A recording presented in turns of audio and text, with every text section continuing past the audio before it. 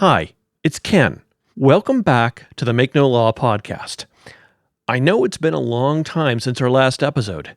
I'll tell you the truth, they're a lot of work. Doing the research and the interviews and the scripting for a deep dive into a First Amendment case and making it good enough that you want to hear it is very time-consuming. I'm blessed to have a fantastic production team at the Legal Talk Network that makes these podcasts sound as polished as they do. But they can't do the research or writing for me. That's all on me. So we're going to try something a little new. We're still going to do those detailed examinations of important First Amendment cases. But in between those, to space them out, we're going to offer you episodes that examine current events in free speech law. Those episodes are still going to involve interviews with subject matter experts, but they'll be less scripted and less formal. I hope that means we can bring you episodes more often. Here's our first.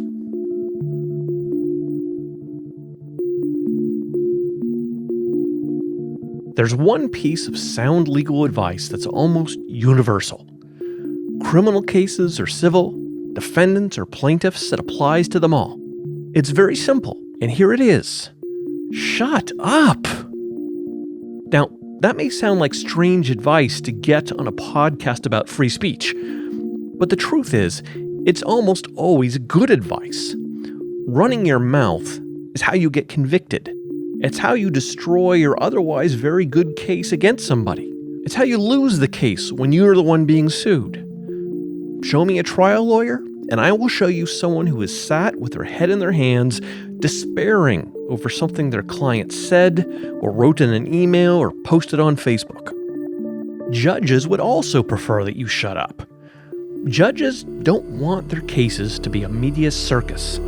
They don't want the jury pool hopelessly tainted with pretrial publicity. And so, sometimes judges issue gag orders.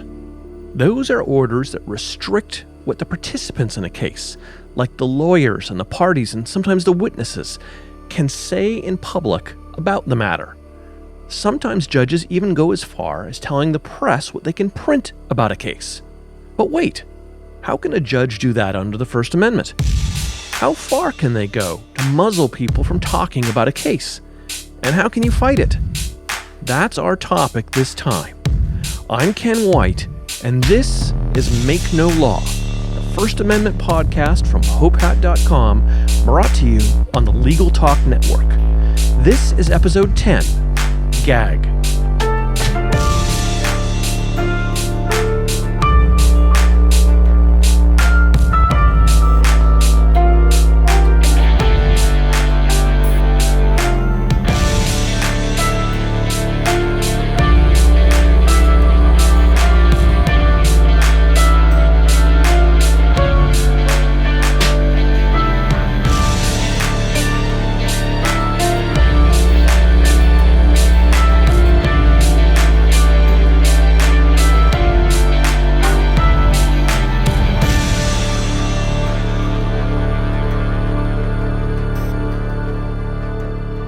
Gag orders have been in the news recently because of the cases swirling around the President of the United States. There have been two high-profile examples, both arising from people known for talking too much.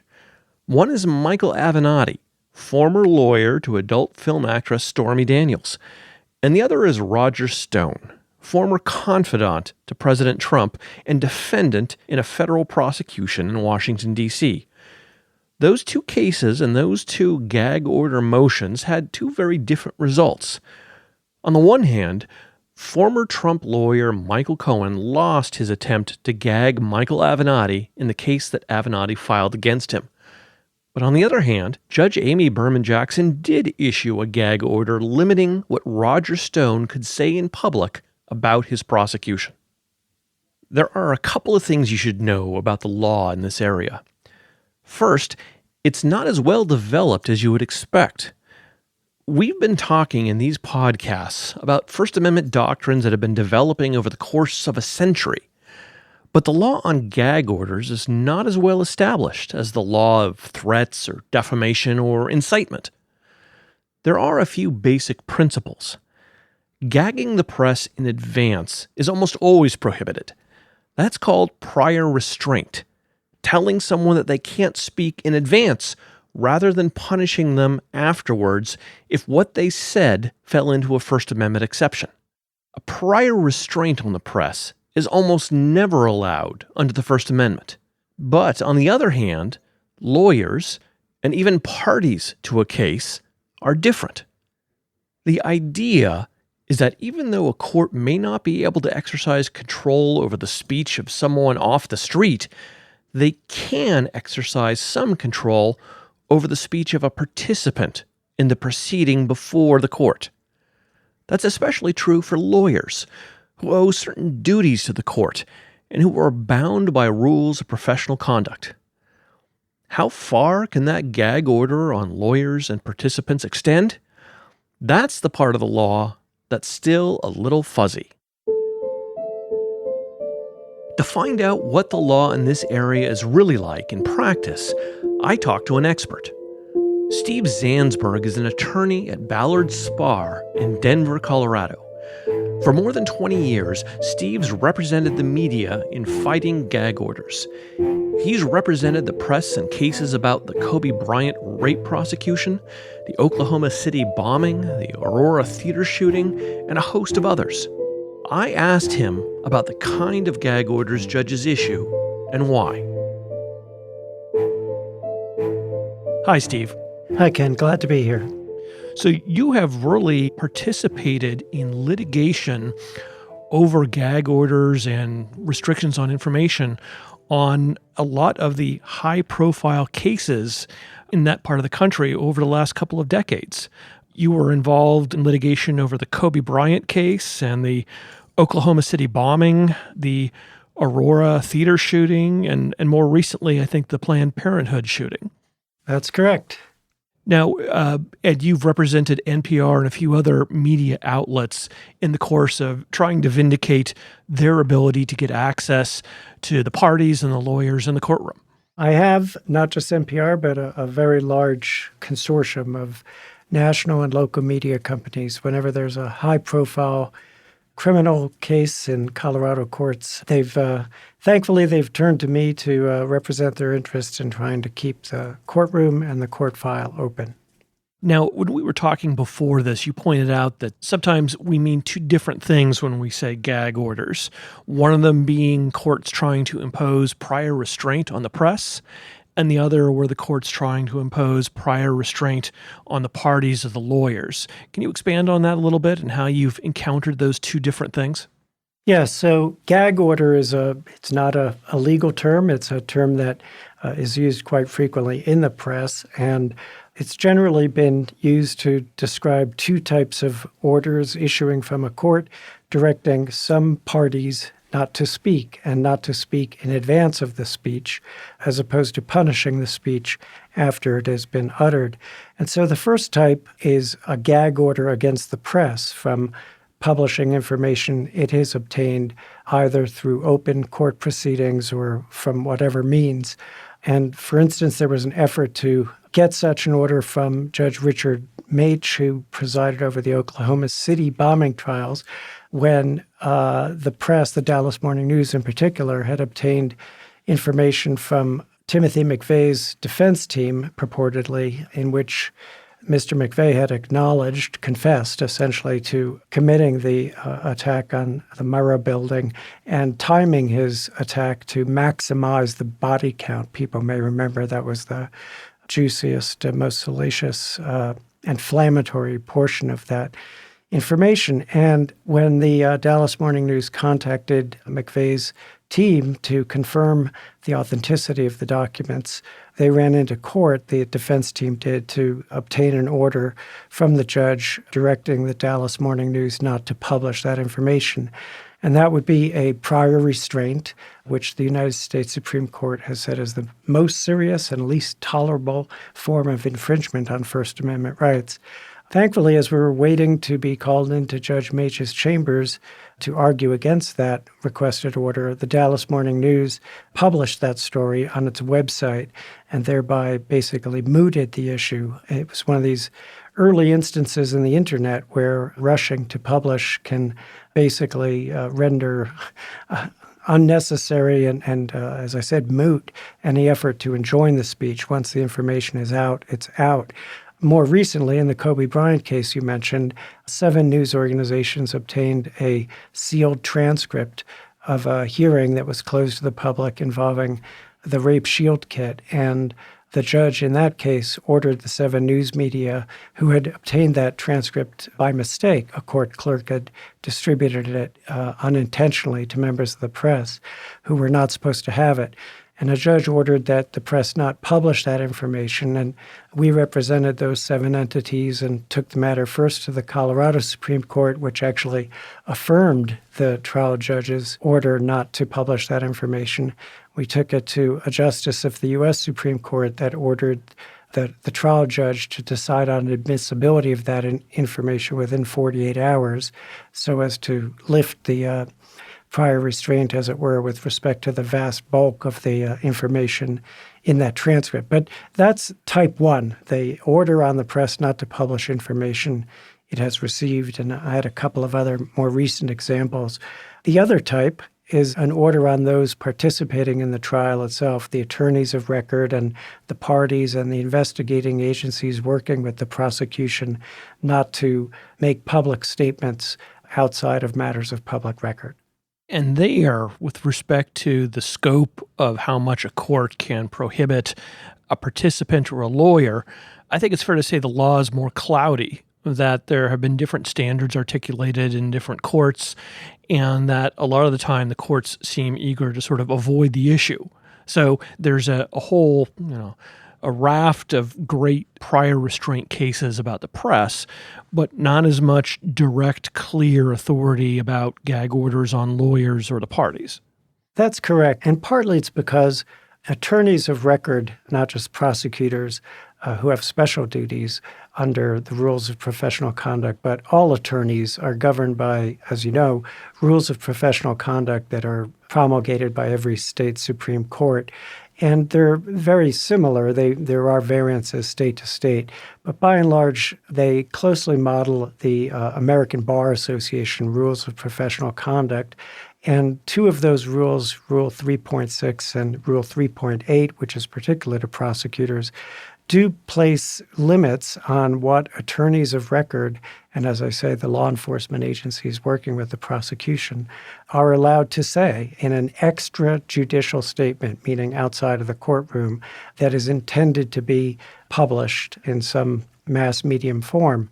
So that's the background, that it's already a restriction on the participants in the judicial process that is allowed and was upheld by the U.S. Supreme Court as a reasonable restriction on those participants' speech, so long as the restricted speech really does pose a substantial probability of prejudicing a judicial proceeding or tribunal or jury. And that's a very important distinction. But so the court has recognized that attorneys' rights, attorneys of record, and participants in litigation have somewhat less protection for their free speech than members of the general public. But that doesn't mean that there needs to be a judicial order imposed that adds a very severe sanction of contempt of court to require that attorneys abide by their professional duties of responsibility. One thing I've noticed and that you and I talked about is that it seems that when courts impose prior restraints on the press and put out the order saying you can't do this, a lot of the time it just seems like the judge in question was clueless about the constitutional issue. In other words, a lot of the time it doesn't seem like they're applying the Supreme Court precedent on prior restraints and finding that this is, outside the norm and something where it's allowed. They're just not confronting those precedents at all. Has that been your experience? Yes. In our experience, there have been a couple of occasions in the recent past where prosecutors have gone into judges' chambers literally moments after a court proceeding has ended after hours and said, Your Honor, there was someone in the courtroom who was taking pictures, with your permission was one example. A newspaper in Fort Collins, Colorado, was taking photographs of a witness in a criminal case who was in prison garb and had been taken out of the county jail in order to testify in that case. And this was done in open court in front of spectators and, as I say, a press photographer. And after the hearing was concluded, the prosecution went into the judge's chambers and said, this is an informant who, if his picture is printed on the front page of the newspaper tomorrow, it will place his life in jeopardy as a jailhouse snitch. And they put an order in front of the judge ordering that the newspaper not publish that photograph, even though, in fact, it had already been posted on the internet. And the judge signed it. And we filed an emergency motion, and it was heard the next morning, asking the judge to lift that order as an unconstitutional prior restraint. And we cited the case law. In that case, it was absolutely clear. There's U.S. Supreme Court precedent that says the press is free to report anything it hears, observes in open court, and it can't be punished thereafter through civil fines or otherwise. So it certainly can't be the subject of a prior restraint, which is as I said, least tolerable, most significant, most serious infringement on free speech rights. And so the judge lifted the order that morning. And the same thing happened more recently with another judge, again, a trial court judge, and the prosecution showed up with an order after hours, a temporary restraining order, demanding that a local television station not rebroadcast, again, something that had already been disseminated to the public, that had been obtained from a court file that should have been sealed, but was provided to a reporter without any restrictions and was therefore lawfully obtained. And the same thing happened. We asked that the judge lift that temporary restraining order as an unconstitutional prior restraint. And upon reviewing the case law, the judge agreed and lifted it. So as we discussed earlier, I think there are just some newer judges who are not as well versed in this area of law as we First Amendment practitioners. And upon being confronted with the law that does make it practically impossible for a prior restraint against the press to be upheld, the U.S. Supreme Court has never done so in any instance, they quickly lift those orders. But when the prosecutor shows up and says this is an emergency, you have to sign this order, judges tend to do so. Well, and that kind of goes to some extent to whose responsibility this is.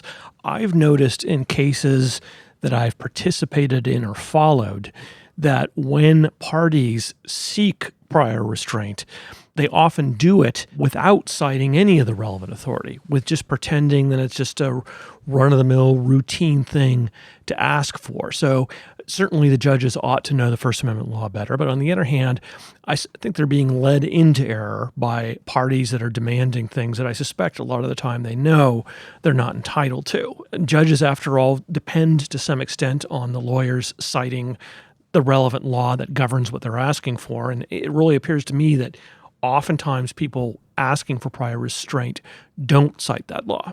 Well, in the most recent example I just gave about CBS O&O station KCNC-TV here in Colorado, there I have to say the prosecution did cite both the prior Kobe Bryant case from our Colorado Supreme Court and a U.S. Supreme Court case law, but they took the view that allowing this information to be disclosed would create an immediate and irreparable danger, the likes of which disclosing the landing times of our troops overseas that would result in immediate death to our soldiers overseas. So they made that argument. They didn't hide the ball in terms of not disclosing the appropriate case law, but it just didn't seem to me to be a very sincere claim that this was the type of situation that would be the exception to an almost insurmountable rule barring prior restraints. Well, I've always been impressed by a prosecutor's ability to see every case as like the D-Day landing, but I'm a defense attorney, so everyone should take that with a grain of salt. The gag orders seem to be more widespread of an issue than the prior restraint orders. Have you seen any trends in gag order practice over the course of the last few decades, particularly as social media has become a big thing? Unfortunately, yes. The answer is unquestionably there's been a dramatic increase in the frequency with which defense attorneys in particular are seeking gag orders at the very outset of a case. Early on in my career, it was an infrequent practice that a defense attorney would ask the judge to enter an order holding in contempt the prosecution team or members of the law enforcement community for making prejudicial extrajudicial statements. And now it's de rigueur, and it has been for quite some time. And maybe it is with the advent of social media and the internet. But now whenever a high-profile case, criminal case, gets filed in our state, and this is the routine practice, frankly, of the State Office of Public Defender here in Colorado. They file a motion asking the judge to enter an order barring what they call prejudicial pretrial publicity. And that order tracks the rules of professional conduct that I mentioned earlier, rules 3.6 and 3.8. And our view is that there's really no reason for a judge to enter such an order at the outset of a case unless there's a showing that there's reason to believe that the prosecutor and his or her team are not going to abide by the rules of professional conduct. Once that's been shown, then, of course, the judge, it's appropriate to enter an order commanding that people comply with their ethical duties. But these types of orders are being put before judges in every case in our state that attracts media attention, and they're unfortunately routinely being signed by judges. I say unfortunately because obviously if they do nothing but track the rules of professional conduct, and if prosecutors abide by those rules, they're still allowed to comment on any matter of public record, anything that has been said in open court or filed in an open judicial document. But prosecutors generally, once an order has been entered that puts them on notice, they face contempt sanctions, generally clam up and refuse to speak to the press once such an order has been entered. A more egregious type of order that we don't confront nearly as often, thankfully, are orders that go beyond the rules of professional conduct and demand that the parties and the attorneys of record don't say anything outside the courtroom concerning the case. And that's clearly an unconstitutional, overbroad order, but those are extremely rare these days. Well, it seems to me that even the relatively narrow order that simply tracks the language of the rules of professional conduct is a real problem because of its inherent vagueness. I mean, if a court tells me I can't talk about the case at all, I understand what that means. But if a court tells me I can't say prejudicial things, I don't really know what that means, and I'm not sure what a judge acting later in a bad mood might decide that it means. So I would think that a lot of these participants wind up chilled from speaking to the media just because of the inherent ambiguity of what exactly they can or can't say.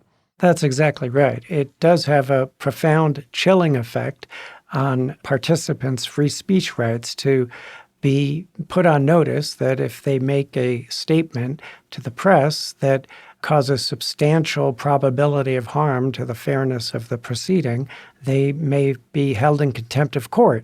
If I were subject to such an order, and most attorneys who are, reasonably say, well, I'm going to err on the side of not violating that not particularly bright line, and I'm just not going to say anything. Now, in your experience, do media outlets ever challenge these types of orders, these ones that restrain the participants from speaking, as opposed to the prior restraint orders that prohibit the press from publishing? As I said early on, I have in my career challenged some facially overbroad orders, which I haven't seen in more than a decade, that simply bar any discussion of the case. And it's clear that there's no violation of the ethical rules and under the There's actually a case that went up to the U.S. Supreme Court challenging the constitutionality of the Nevada state ethical rules by a criminal defense lawyer there named Dominic Gentili, whom I've had the pleasure of meeting. He's a wonderful man. And the U.S. Supreme Court upheld those model rules, the ABA rules 3.6 and 3.8, although it found that they could not actually be applied to his speech on the courthouse steps, defending his client and basically saying that an officer in the Las Vegas Metro Police Department was the one who was guilty of the crime which his client was charged with, because his statements were made 6 months before a trial would even be set.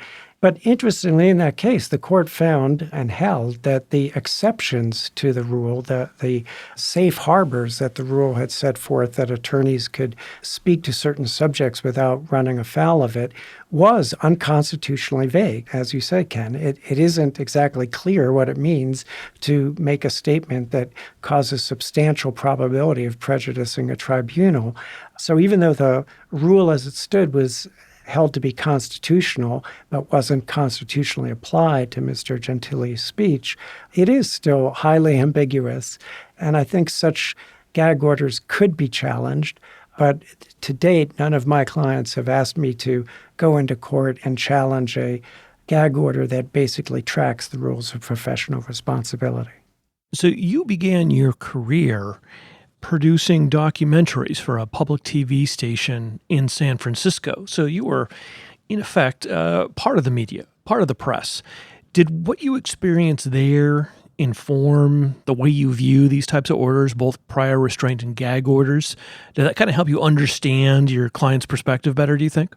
Absolutely. I when I was a documentary producer at KQED in San Francisco, I called upon attorneys to help me navigate these shoals. And so I very much understand the frustration that my clients feel when they're told that a prosecutor won't speak with them about a hearing that was just conducted in open court, where oftentimes the press can't even hear the presentation of evidence or what had gone on. I do commend there's a local district attorney here in a very high-profile case called People against Patrick Frazee, who recently, even after the court had entered an order like the ones we've discussed that track the rules of professional conduct, he and the lead prosecutor held a press conference for 20 minutes and recounted all of the evidence that had been presented in open court in a preliminary hearing.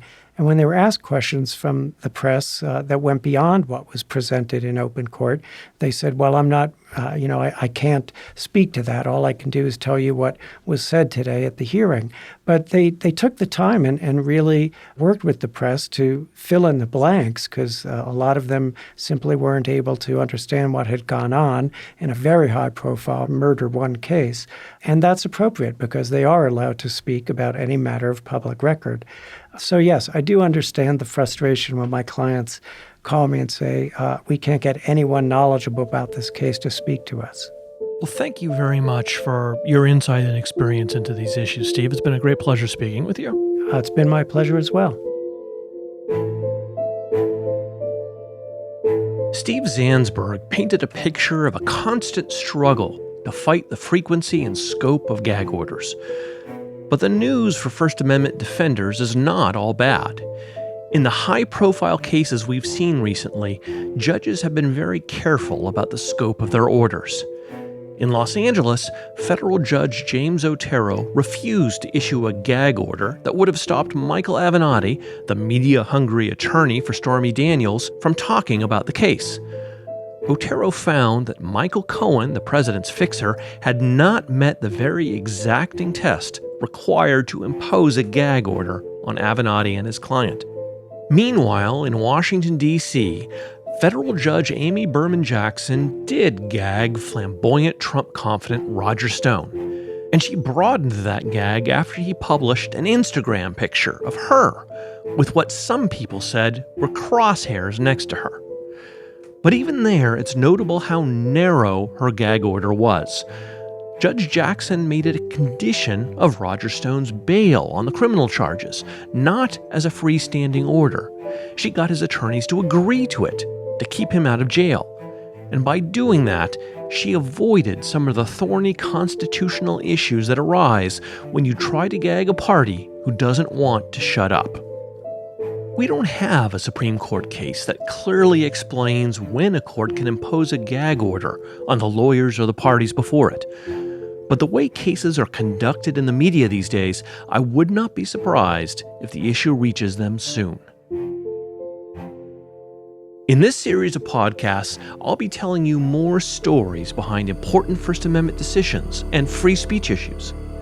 If there's a case you want to hear about or a First Amendment question you'd like answered on the podcast, drop me a line at ken@popat.com. Thanks for listening. You can find documents and cases mentioned on this podcast at popat.com or legaltalknetwork.com. If you liked what you heard today, please remember to rate us in Apple Podcasts, Google Podcasts, or your favorite podcasting app. Lastly, I'd like to thank our participants, producers, and audio engineers for their participation. My guest, Steve Zansberg, producer, Kate Nutting, executive producer, Lawrence Coletti, and last but not least, audio engineer, Adam Lockwood. See you next time.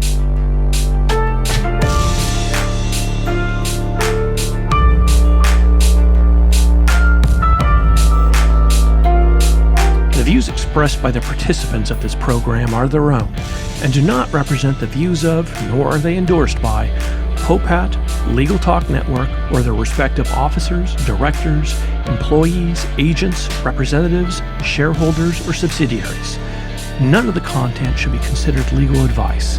As always, consult a lawyer, please.